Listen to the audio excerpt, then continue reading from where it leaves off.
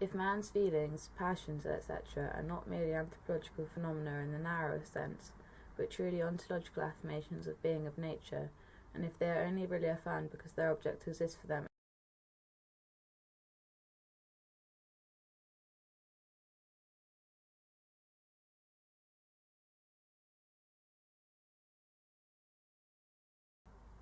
in what manner the object exists for them is the characteristic mode of their gratification. 2. Wherever the sensuous affirmation is the direct annulment of the object in its independent form, as in eating,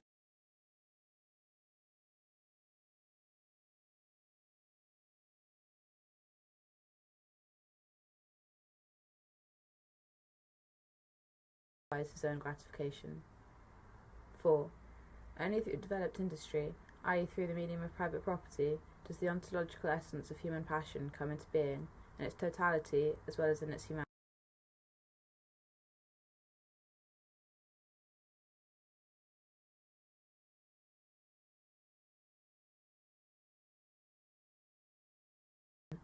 Both as objects of enjoyment and as objects of activity.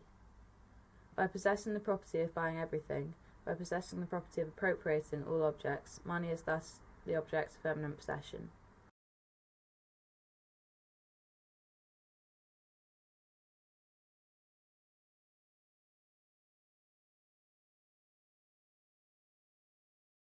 But that which mediates my life for me also mediates the existence of other people for me.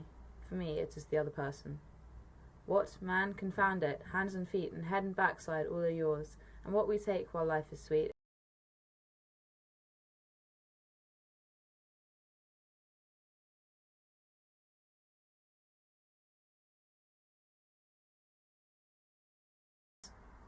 Shakespeare in Timon of Athens.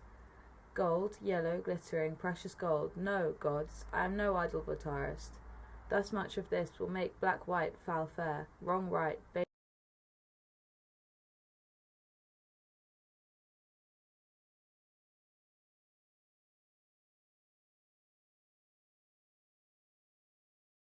cursed, make the whore leprosy adored, place thieves and give them title, knee, and approbation.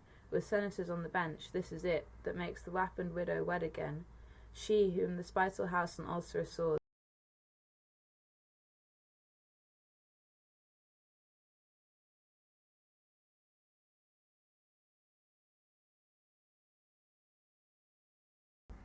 O thou sweet king-killer and dear divorce, twixt natural son and sire, thou bright defiler of Haman's purest bed, thou valiant Mars, thou ever young, fresh, loved, and delicate wooer, whose blood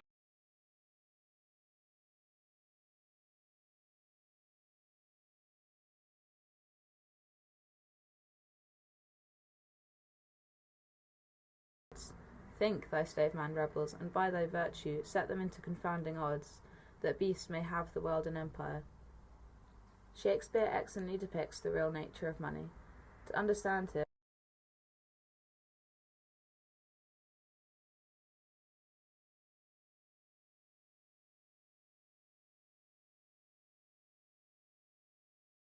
the extent of the power of money is the extent of my power.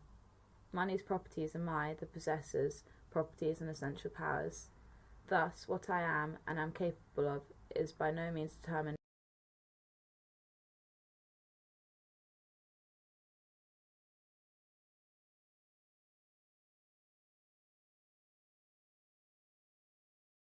individual characteristics. I'm lame, but money furnishes me with 24 feet. Therefore, I am not lame. I am bad, dishonest, unscrupulous, stupid, but money is honoured and hence its possessor.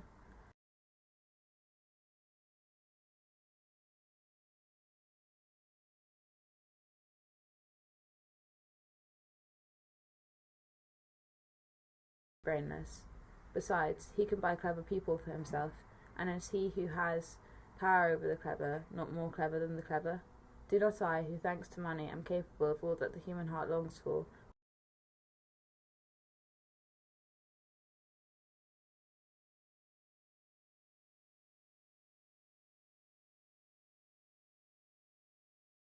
man, is not money the bond of all bonds? Can I not dissolve and bind all ties? Is it not, therefore, also the universal agent of separation? Is it the coin that really separates, as well as the binding agent?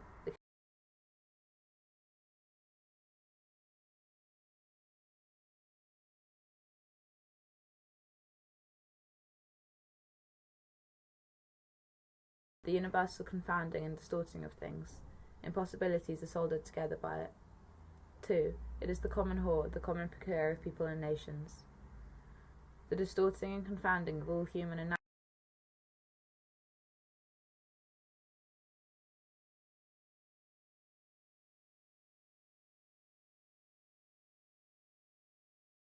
of mankind.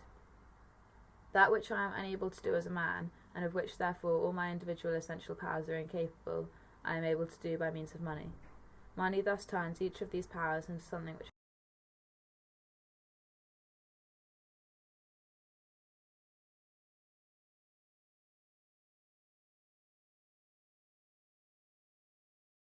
it converts my wishes from something in the realm of imagination, translates them from their mediated, imagined, or desired existence into their sensuous, actual existence, from imagination to life, from imagined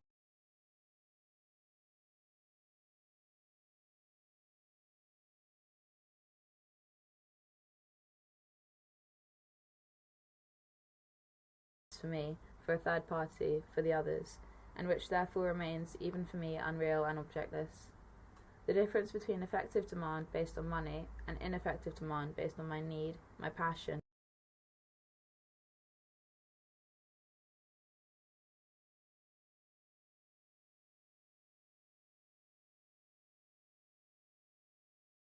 travel, I have no need.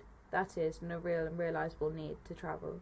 If I have the vocation for study, but no money for it, I have no vocation for study. That is, no effective, no true vocation. On the other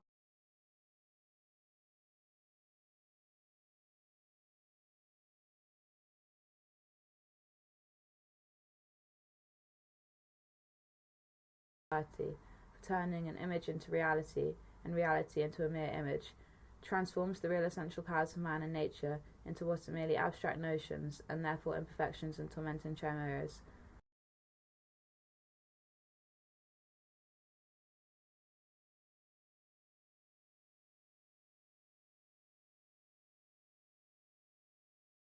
Alone, money is thus the general distorting of individualities, which turns them into their opposite, and confers contradictory attributes upon their attributes. Money, then, appears as this distorting power both against the individual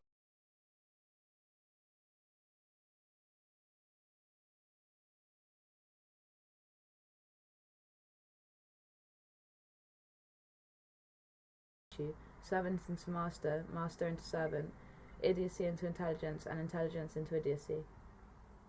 Since money, as the existing and active concept of value, confounds and confuses all things,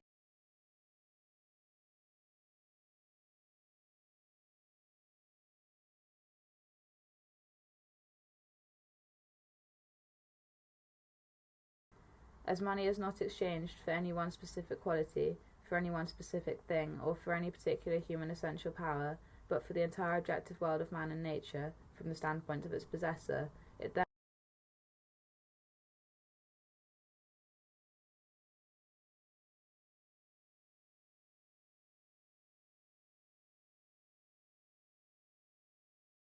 is the general confounding and confusing of all things, the world upside down, the confounding and confusing of all natural and human qualities. He who can buy bravery is brave, though he be a coward.